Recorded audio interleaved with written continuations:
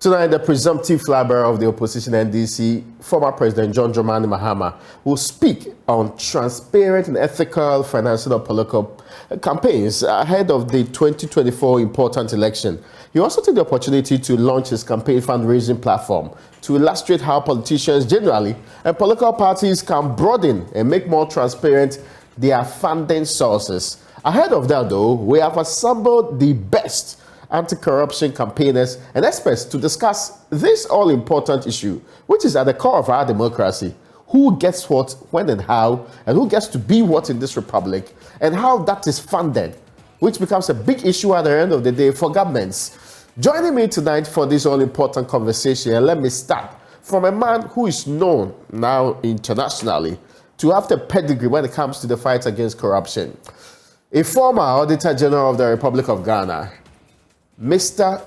Domelevo is joining us. Daniel Yaw Domelevo is joining us via Zoom. You're welcome, sir, to UPfront. Thank you very much, Raymond, for the opportunity.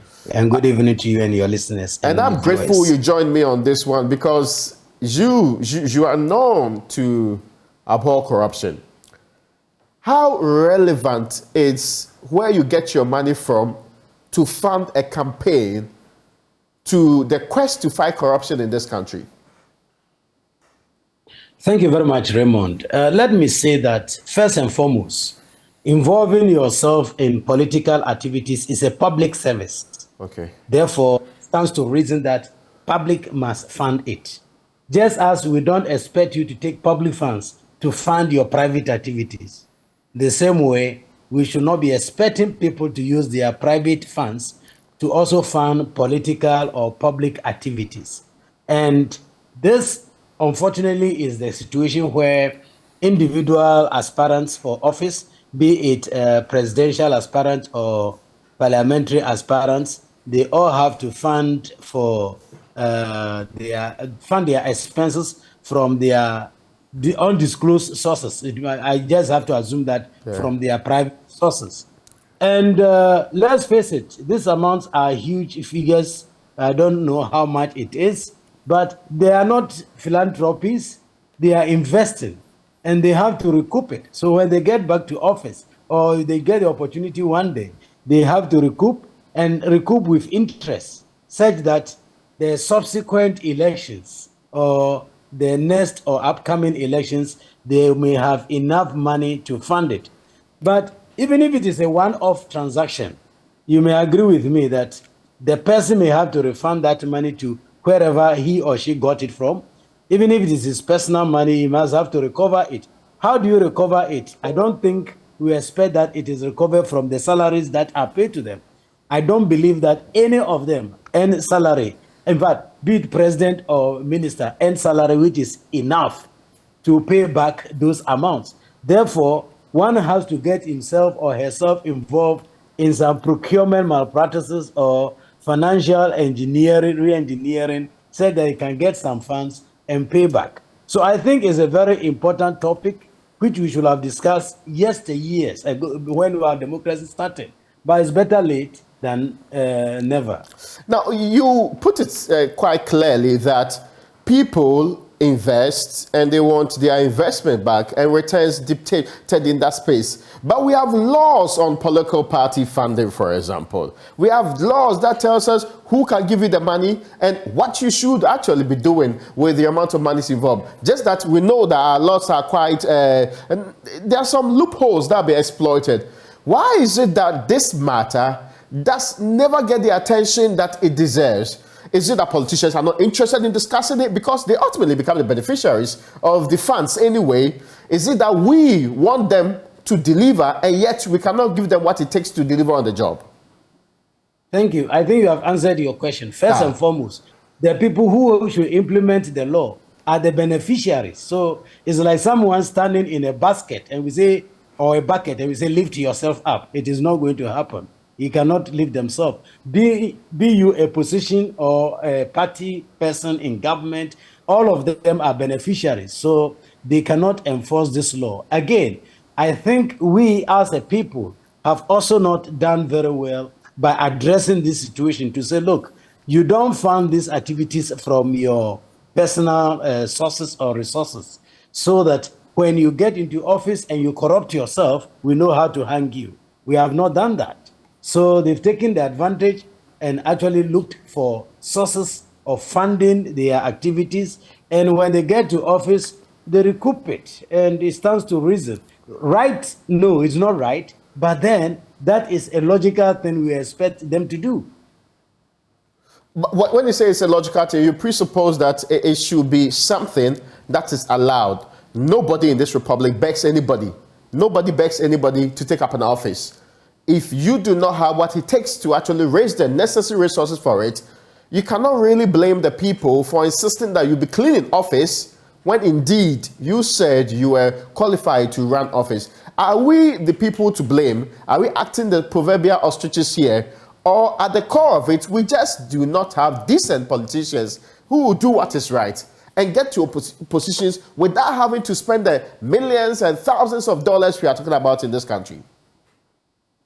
It's both the situation, actually. One of them is the fact that if you say you want to do something, then you must have what it takes to get there. So it is your responsibility to do that. But we also know that the cost of acquiring public office, especially the electoral office, is very high. Therefore, those who invest in it would like to recoup. But let me also be quick to say that apart from those who are holding political or elected office, there are several other public office holders who, to me, it costs them almost nothing to hold those positions. But you and I will agree that they are equally corrupt, if not more corrupt, than the MPs. There are so many political appointees or non-political appointees who don't go through campaign processes. They are just appointed. They come and be a special advisor, special assistant, whatever. You know those lists you have been producing on the shows. Yeah. So those guys are filthy rich. What about them? So the truth of the matter is that we have not kept a very good eye on fighting corruption. So that is also part of the problem. I am not saying that the party funding is the only source. It's just the tip of the iceberg. It's one of the causes of corruption. But there are several reasons. The main one being that there have been no consequences for abuse of public office or abuse of public funds. Now, Professor Ransford Jampo, who I'll be speaking to later on in this conversation, wrote an article. He actually did a survey, and it appeared that Ghanaians do not want the political parties funded with their money. Is that problematic? He said they do not want to be funded. They do not want yes. political parties funded with their money. Yes. Do you know why? I have no idea, frankly. I will agree with that position. All right. One, if we want to use public funds to fund the political parties, to me, that would have been a perfect situation if we can do that. In theory, I agree with it. But in practice, it's a big challenge, because how are we going to fund it? We are going to put monies into their hands, which is one of the scenarios, and it is only going to increase the resources available to individuals. So the common platform or the equal playing field that you may like to create may not occur or may not happen. So to me, it's a waste of time. Another way of doing it is to create an independent body such as NCCE, empower them to create platform for campaigning. So all the aspirants will appear on TV giving the same number of minutes or hours to campaign, or on radio. Even we can create assemblies or platforms where people can meet and then they campaign and answer questions, etc. That can be done. In fact, their posters, etc., can even be taken care of. But if you do all this, are you going to stop the existing mechanism, which is getting funded from their personal sources or people funding them? That is not going to stop. And I can agree with and understand Ghanaians in the sense that does not give us any assurance that corruption will come down or be limited or be curtailed because we fund their activities. Now, some even conclude, and I've seen a review of the laws on political party financing. If I can share some of the observation for what we actually got out there, it looks like political financing is technically unregulated. There are no limits to donations from citizens, no disclosure laws, and no limits on election spending. So, thank you. If you have, Not only limits, but no, there's no transparency. Okay. In that whole process. So, is it that the legal regime is incompetent? That's why people are exploiting it, or we just have not had the right people who are supposed to be politicians with conscience and decency doing the right thing in this country? Both. The system is porous and they are taking advantage of it. But then, if you are a decent politician, you must comply with the rules of the game. The law say, prepare accounts, submit audited accounts to electoral commission, etc. You must do all that. I don't know how many political parties have honored that obligation up to now. In the past, almost all of them failed. I don't know whether they have now redeemed that position. So both situations are there. So when we have a situation where there is lack of transparency and accountability and we cannot enforce, it's difficult to throw more public resources into that process. So I can agree with Ghanaians why it is so. I think the accounts have a very nice proverb which is that when the animals have gone eating or grazing and they are not yet back, you don't push more into it.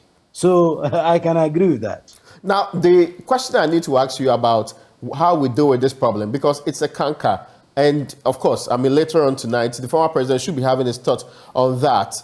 But how do we make sure that we improve the current regime?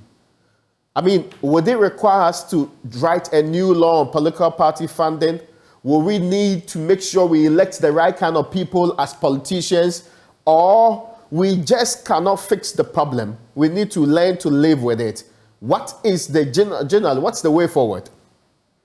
I think we may have to review the legal framework for party funding to ensure that there is transparency, there is a limit. You cannot just say you are investing so much because you know you can recoup. No, okay. There must be a limit. For instance, we can come out and say if you are contesting as a member of parliament, we don't expect you to spend more than 1 million.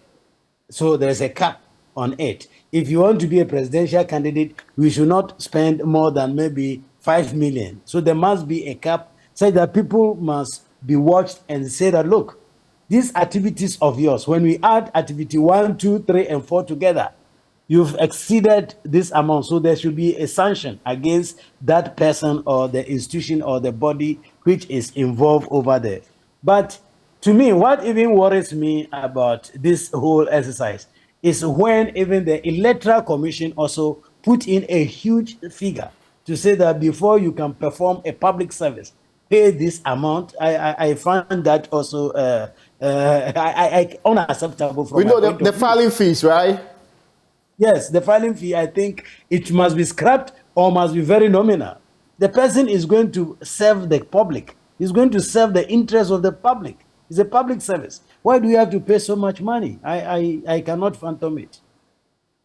Now, but that's actually we have been told, to make sure we clear up people are not serious. That not just anybody gets to pick up forms merely because they have been told by friends or family that they should be able to contest an election. Is that not a very prudent way of weeding out? Because at the end of the day, we need to make sure that the people we are spending our money to print ballot papers for, putting their pictures on, what they call it, on our ballots, are quite the people we want to be in the space. And not just anybody at all gets to be in the space. Is that a tangible reason?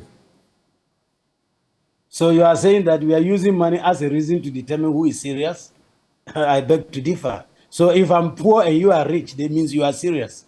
And I cannot go, you can go, so you are serious. If they say bring 100,000 and I cannot afford 100,000, and you can afford, it means you are serious. I think this is a democracy. That's why democracy is an expensive thing. We must give people the opportunity to go.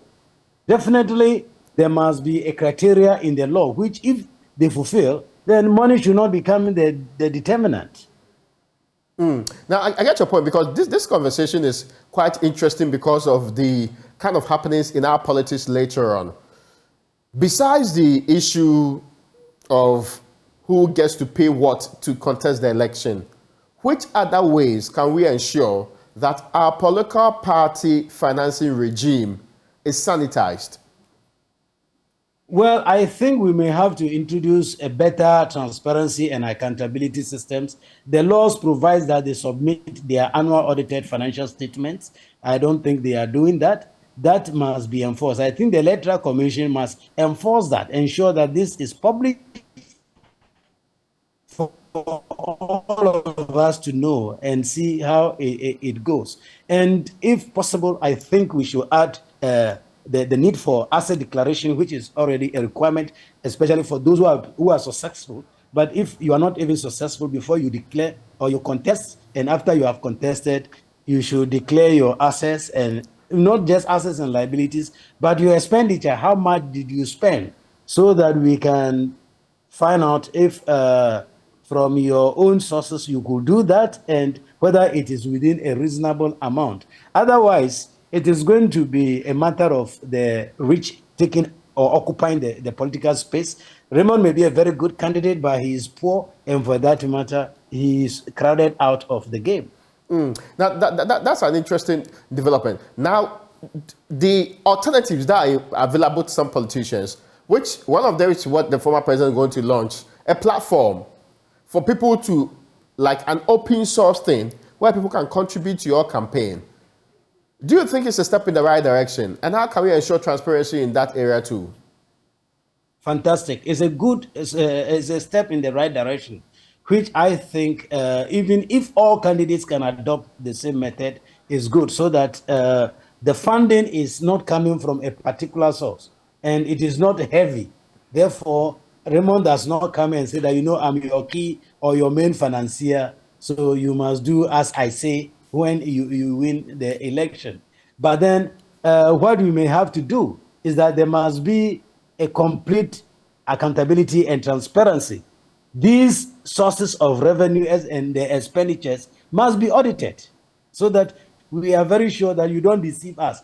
You can launch such a platform, get 10 million, and tell us that you raised 200 million from that source, as a result of which you are doing your thing, but that money comes from somewhere else. So we must be careful one does not use that to deceive us and get money from other sources, since those sources are not disclosed. I think our law should make it very necessary, or make it a prerequisite, that we should know who funded you. How much you spent must be known, and how you got funded must be known. Who funded you is also necessary, so that when you come into office and we see all the procurement contracts are being won by one person, then we can understand that it is time he's recouping, and then we can challenge it, or we can decide to live with it. Do auditing of politicians, those who want to be and those who are already in office, can help deal with this particular matter? There are countries with lifestyle audits. There are places where declaration of your, assets comes ahead of the, contest that you are going into, not after you've won or you are entering into office. Is auditing a way of dealing with the canker, which may not necessarily allow the person to now come into office before we deal with the problem? Yes, if you heard me right, that's what I said earlier on, that even those who didn't win, they should be audited to know where did you get the money from to do all those things. So audit play a very important role, especially lifestyle audit. So if we realize that Daniel has just been involved in the campaign process, and we cost his activities and realize that it will cost about 10 million or 20 million, then Daniel have to explain to us when did you generate this 10 million or 20 million, and the sources from which you were able to fill in the gap, the amount which you couldn't generate by yourselves. So we can know that you were funded properly according to our laws, or you were not funded properly. So that if even when you don't qualify, you can be disciplined. When people are coming next time, I think the discipline will be in their mind, and they may do the right thing. Who should start the process of correcting the system? Parliament, the conversations like what's going to happen tonight, civil society, or the leadership of the country? Who should start the process of correcting monocratic, as I call it that way, monocratic politics that we have today? I think the push should come from society, like the discussion we are going to have today, because the politics must be about what people want. So if the generality or Ghanaians in general are against what is happening, then the voices must be heard, and this must culminate into a law. Because mind you, if you and I, we are complaining about it, but it is not reduced into a law, made an offense, nobody is going to mind us. Even when it's made an offense, many times we are not mind. So when it is passed into a law, then the leadership of the government or the country will now have to ensure that these laws are implemented.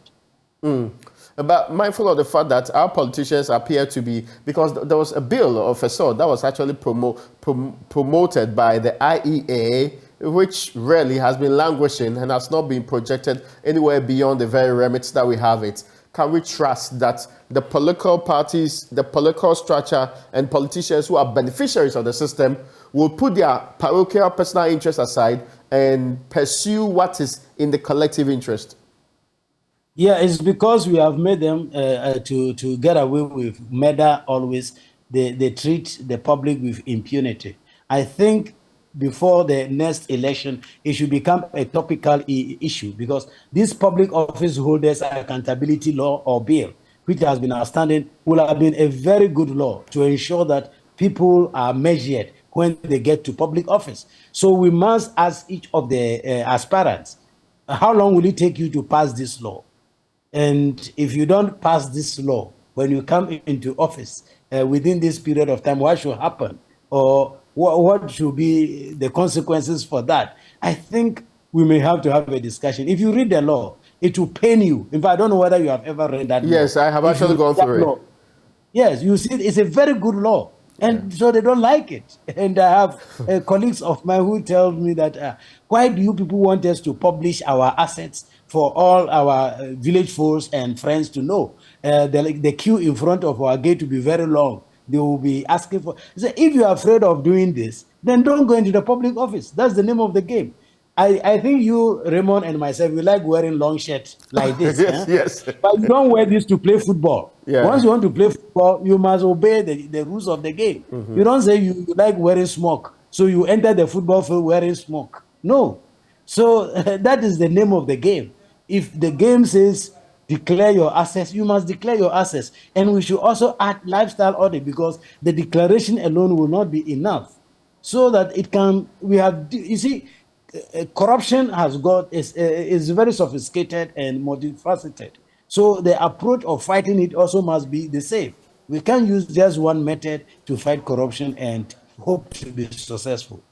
Now, there's a set of questions I want to end this conversation with. Should they also be asked to not only declare the sources of the amount of money they are coming in with, but tell us, like, what is going to be done today, how they intend funding their campaigns, and whether or not they are committed to telling everybody where they got the money, how they got the money, properly audited and published the reward. Is this something that we should be exacting as commitments from leading candidates?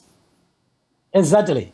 That is exactly the point I'm making. You may have to tell us your key things that you are going to do before coming into office and how you are going to fund it. And even the campaign promises also that you'll be giving us. You must tell us how much is involved, where are you getting all those monies from, etc., so that we can judge you accordingly. So I think it is right we do that. It is not too late. Fortunately, the next election is some months, almost a year or more than a year away. So we should be able to set the platform. And I know, Joy FM, you normally set the agenda. So let's start setting the agenda to tell people that, well, you say you are going to go door to door. How are you going to fund that door to door? How much does it cost you when you do it the first door to door in maybe one village? And how much do you have?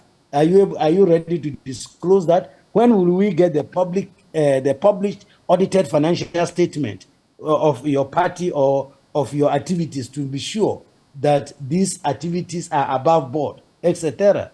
I think we should start setting those agendas. Yeah. Now, maybe finally, before we let you go, I mean, there's a general question. This is a corruption issue. Where you sit, you are not in charge of the books in this country.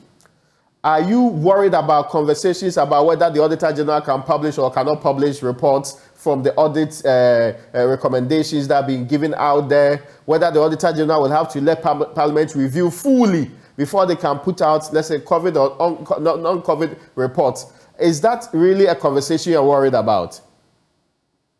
Not at all. Let me tell you, Raymond, categorically, that anyone who gets into that has not read the laws of Ghana.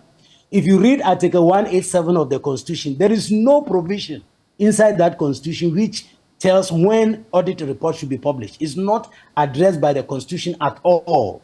It is the Audit Service Act, Section 23, which requires, in fact, it's made mandatory. It says the Auditor General shall publish, shall, not may. Immediately he submit the report to the Speaker for tabling in Parliament. That is the intention of the report. Some people have been saying that since the law talked about for tabling, that is the intent of the report. For instance, if the Auditor General should produce a confidential report for the Speaker, that is not supposed to be published. But then if he gives any report to the Speaker, and the intention of that report is for tabling in public, then Section 23 makes it categorically clear that as soon as it is handed over to the Speaker, it must be published. So this one is not a matter in contention. But those who are against it, in fact, to be honest with you, those who are against it should rather look at whether they want the report to be published or not, because you cannot even talk about after public accounts. Because I'll argue that even after the public accounts have looked at it, there is no provision in the Constitution which says it must be published at that time. So then it should not be published at all. Now, I get your point, except that the opinion is actually coming from the Attorney General's end. That's a respected lawyer and advisor to government. And since I am not sure you're a lawyer, I know you've run the entire, what they call Audit Service Act in your head. I mean, are we not disposed to be listening to the Attorney General instead of your very good self? Yes, the Attorney General, Godfrey Odame, is a very good lawyer, astute lawyer, and we should be listening to him. But I beg to differ with him. I don't think his opinion on this issue is a correct one. And if he disagrees with the position of Section 23 of the Act, he knows what to do. He should go to Parliament and amend it, or he should go to Supreme Court and pray the Supreme Court to say that that provision is inconsistent with a provision in the Constitution, so that the Supreme Court can rule to say that it is invalid because of its inconsistency. But the approach of giving directives, which some say that is just an advice, I think I beg to differ with that one. I am grateful for your time this evening. I'm sure we should be doing further conversations in the future. If God touches your heart to open up consistently, I am very grateful for your time this evening, sir. Thank you very much. And Daniel Yaw Domelevo was the Auditor General of the People's Republic of Ghana. Not long ago, he was recently replaced with the current Auditor General. The crux of our conversation tonight is because there is an upcoming declaration of statement on the interest on what should really happen with funding of political party campaigns. We are already in March. In the coming months, until next year when the next election happens, a lot of campaign activity is going to happen. Tonight on Upfront, we surely are putting into perspective what should we do with funding campaign? Disclosure, a healthy display of it. How much is too much money going into campaigning? And is moneycracy ever something we are likely to get rid of? After this break, I'll be joined by another anti-corruption campaigner and that professor who's written a lot on this particular matter.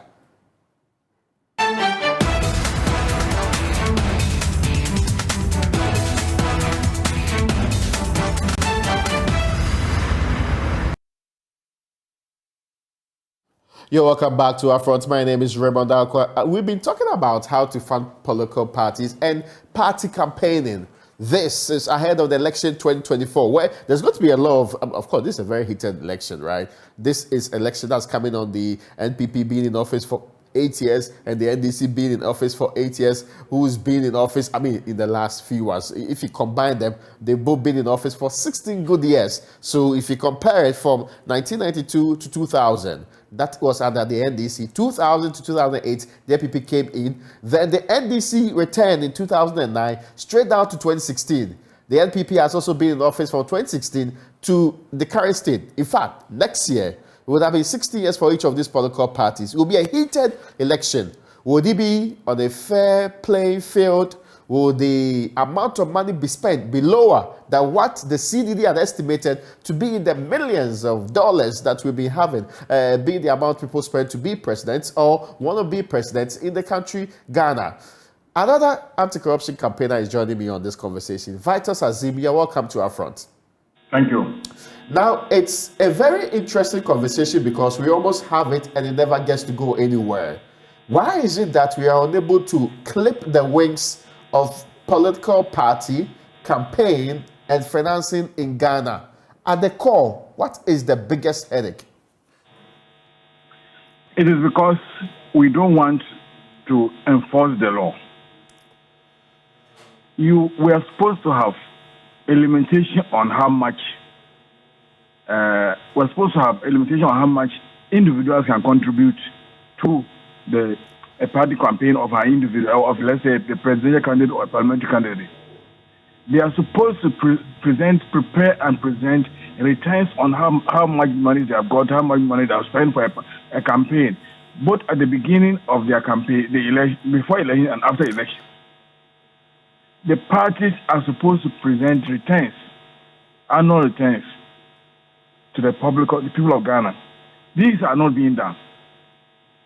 So if you don't do these things, people will not know who is giving how much to a political party or a political candidate and how that candidate is spending it. So that is the main problem. In Ghana, we have laws, but we do not enforce them. We deliberately refuse to enforce the laws. And we don't have people of integrity who will voluntarily comply with the laws. Is that a lost cause then? Well, to some extent it's a lost cause. Unless we change the system, we have people that will be interested in doing the right thing and not thinking of themselves and not thinking too much of winning and staying in power forever. Mostly, this conversation happens among politicians who have nothing to lose. But tonight, the opposition NDC's John Dramani Mahama will be speaking on what's called transparent and ethical financing of political campaigns ahead of the 2024 election. In fact, to him, he will want to illustrate how politicians generally and political parties can broaden and make more transparent their sources of financing. Is that much ado about nothing, or it's worth noting that somebody of his caliber is really out there seeking to talk about transparent and ethical financing of political campaigns? I think that it is political talk. We have seen these things happen in the past. When a party is in the opposition, is able to make all these promises, to raise all these concerns, but when they win the elections, their stand changes. And you see, people need this to be able to convince the electorate to vote for them. And that's why these things come up. I am not sure that what he's saying will happen. This is not the first time the NDC is in power. Did we see them being transparent on their financing? Didn't we see money being stolen from the bed, under the bed of a party chairman? What did they do about it? But when you are in opposition and you are financially constrained, and you see your opponent having a lot of money, dipping their hands into the public purse and distributing it freely, it hurts you. And so you can make this promise. But let's wait until, if he wins, let's wait until he comes to the power. And we'll see. You see, the point is this. You yourself as a president may have all the good intentions in this world, but your people, the people around you, may not agree with you and do what you want them to do. And in most cases, you are not bold enough to take action against them because of the same problem that he's talking about, state capture.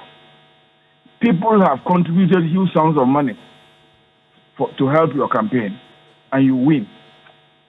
They expect payment in return, either in terms of appointments or in terms of contracts or whatever, various favors.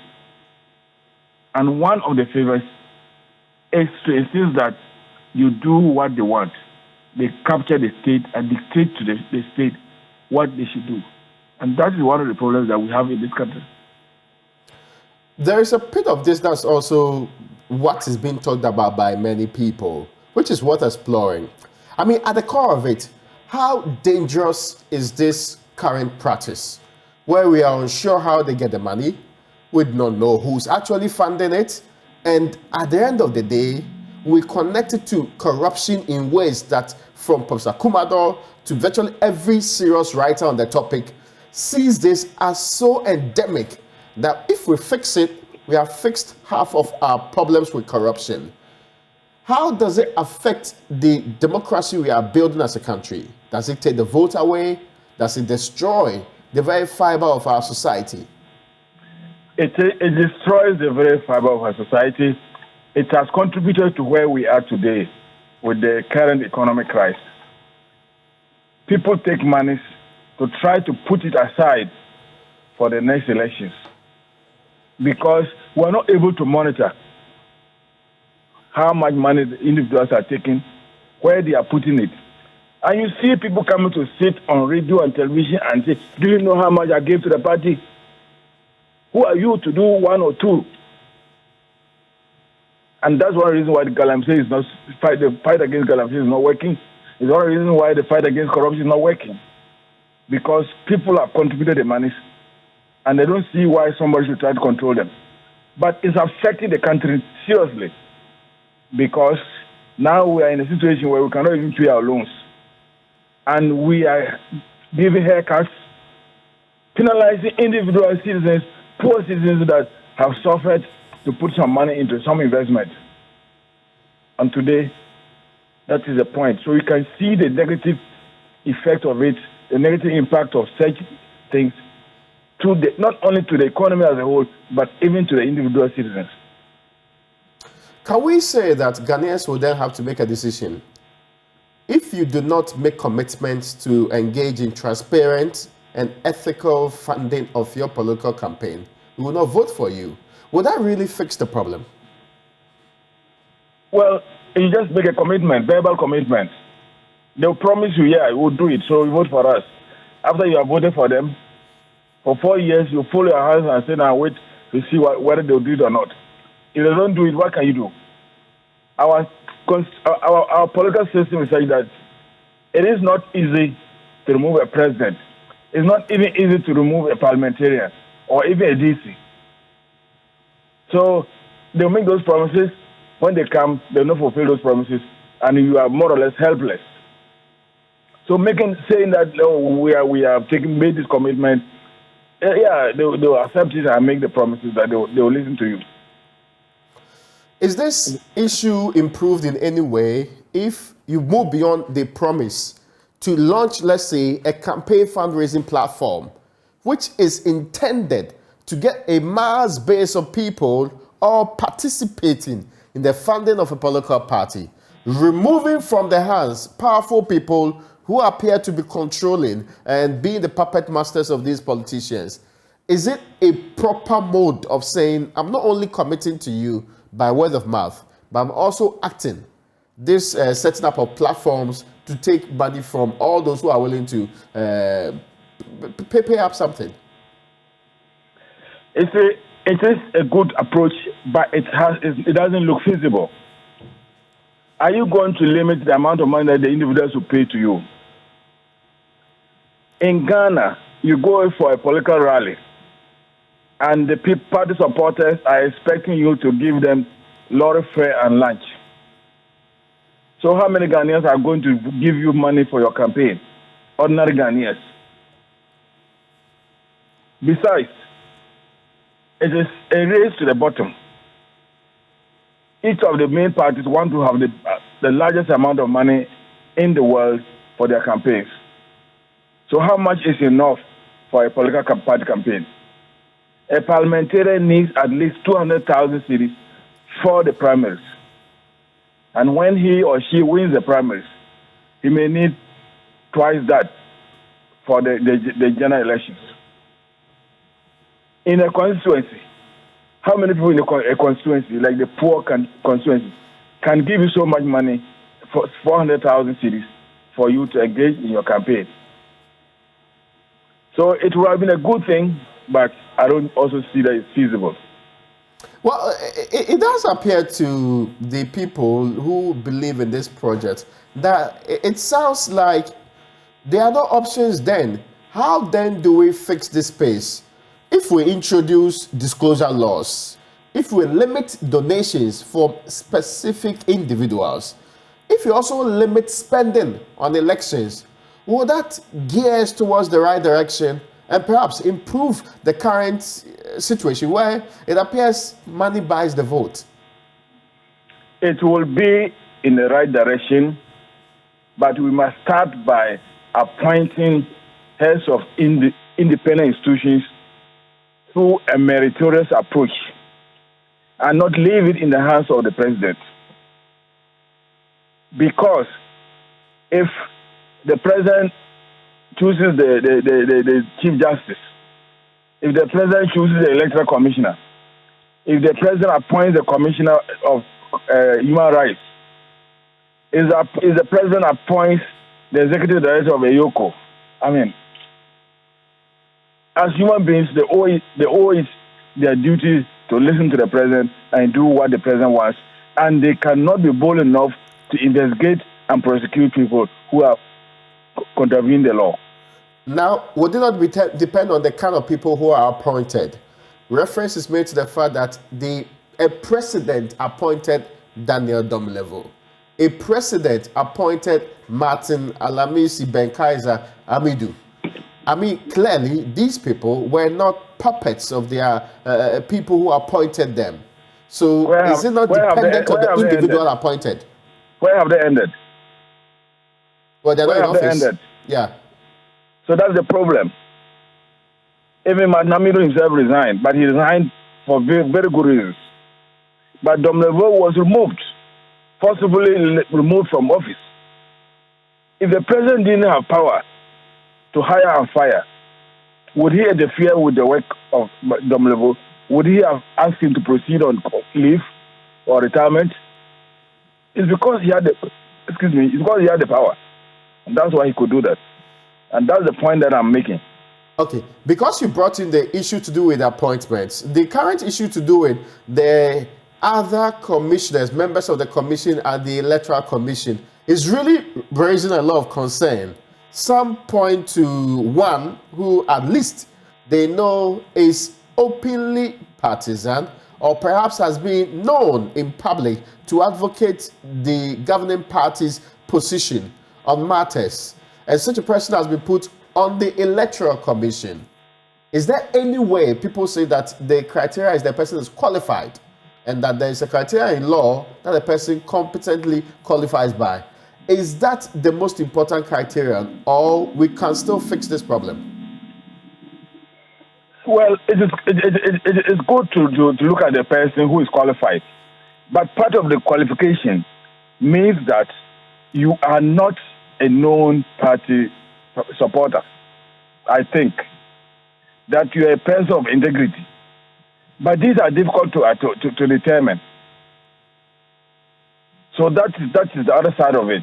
Yes, it's good to say that the person is qualified. And the government will always come out and say, oh, they are Ghanaians and they are qualified.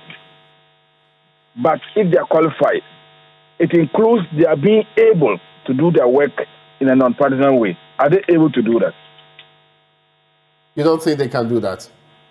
I don't think they can do that. You see, in Ghana, our partisan interest is like football. When they are playing Chelsea versus some other team, I'm not a football fan, and you sit with them, the arguments that they have, to the extent that some of them are willing to exchange blows. when it comes to this, it's the same way. Once the person is a committed party person, I'm not sure that he will be able to do something that will displease members of the party, especially when it involves raising money for the campaigns. Even some of them secretly give money to their parties, especially those parties that are in power. So in this case, how can we fix the problem then? For example, with the complaints about the appointment of the new set of people to the Electoral Commission and their overtly political or partisan stance previously known? I think that if the opposition and also lawyers that are willing to provide pro bono services are bold, and they think that they have a good case against them, they should take the matter to the Supreme Court. At least, even if they don't succeed, if they don't win the case, at least it will go on record that people have taken these people to the Supreme Court. And so if after the elections there are serious allegations against their loyalty to the ruling party, then at least we can now refer to the case. But I will be surprised if people will do that. We've seen cases before. Issues were raised against certain judges, but they just sailed through Parliament. Issues against some ministers, they sailed through Parliament. So one of the problems is that even our opposition MPs, they are failing Ghanaians. It does appear to be a very lost cause then, because I'm bringing you back to, because all of this is geared towards a better republic, a better state, a more evolved democracy, which is responsible, accountable. But you have been doing this for decades. Are we in any way improving in any of the standards and criteria that we are supposed to be improving on, from who gets elected to who gets to stay in office and who gets to be appointed to whichever position? Or we are just falling through the cracks consistently? We are regressing. And sometimes I begin to wonder whether I should even be talking about this thing. Because that appears is just a waste of time. You talk, nobody listens, nothing happens.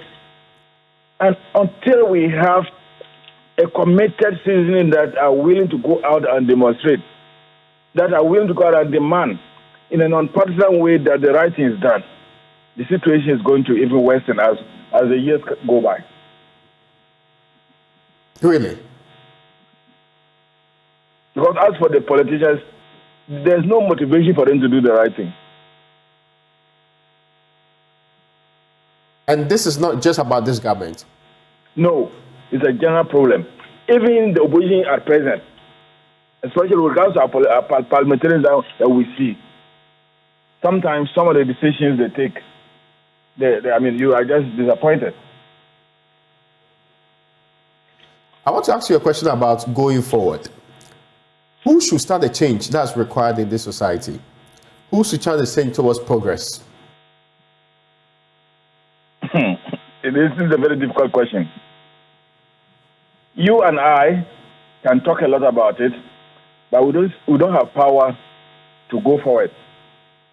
But then, as I said, if we could mobilize the citizens on each of these individual issues, if we can convince all parties, if we can identify the dangerous issues and convince the majority of citizens that this is unacceptable, we must object to it, and we can pour into the streets, let's say at the same time in all the regional capitals, and demonstrate. Maybe it will be a start towards changing the system. Maybe. Well, we require that, some have pointed out that there's at the core of this problem a defective constitution. Would you require changes at that level too? The framework for governing us? Definitely. The constitution requires several changes.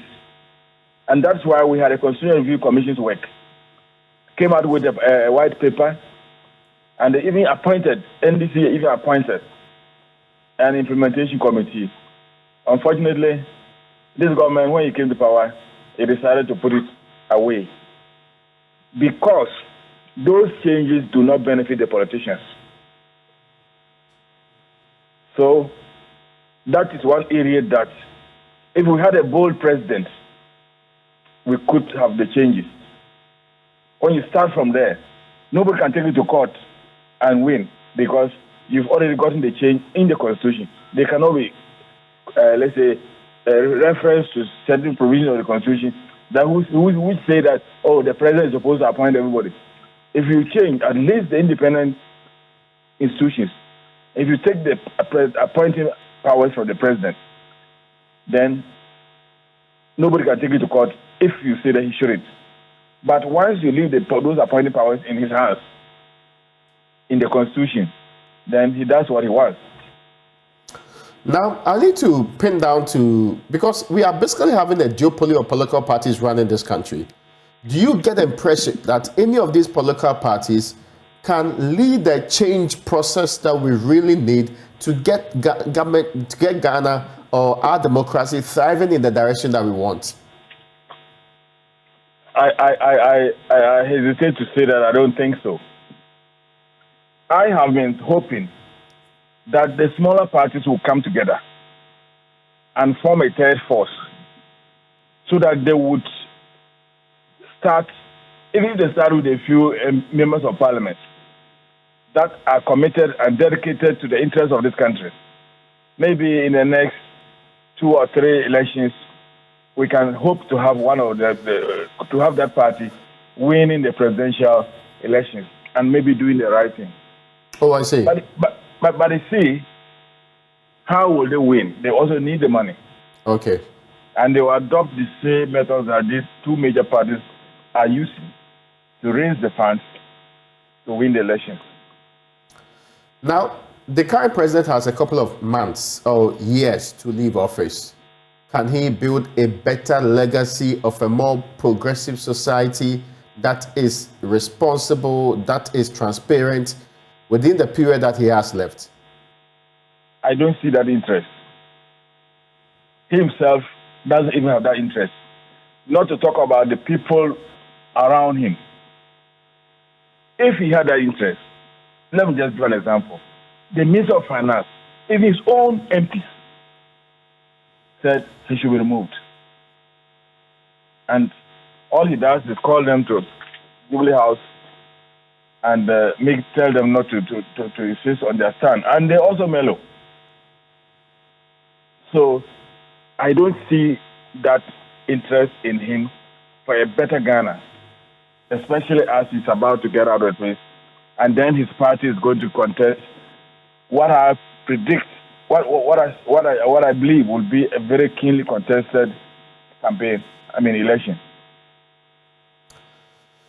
Mr. Azim, I am grateful to you for your time this evening, and we wish you all the best. Thank you.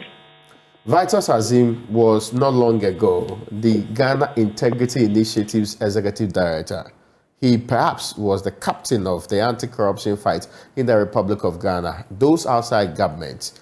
Prior to that, we had one of our finest Auditor Generals, that is Daniel Yaw Domelevo, in a conversation, proud to a conversation about transparency and ethical funding and financing of political campaigns.